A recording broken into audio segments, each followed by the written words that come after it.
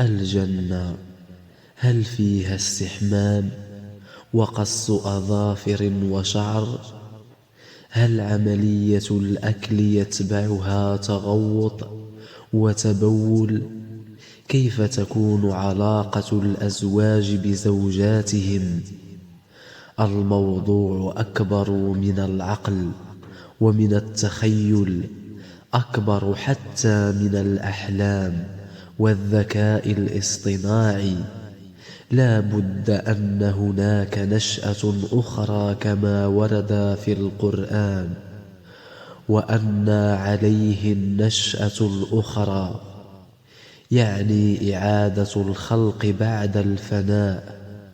فحياة الآخرة لن تكون مثل حياة الدنيا.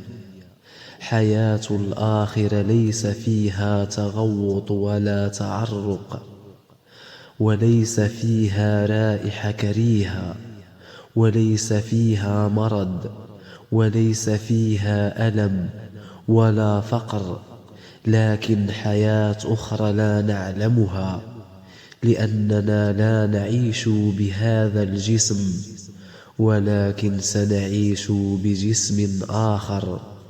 هذا الجسم جسمنا الذي نعيش به اليوم مخلوق لهذه الدنيا فقط، لأنه ينتهي، لا يمكن أن يخلد، لأن هذا الجسم مخلوقة لهذه الدنيا، لأنه يتبول ويتغوط ويعرق وفيه رائحة كريهة، ويتوسخ ويمرض ويضجر ويتوتر ويتكبر ويتجبر.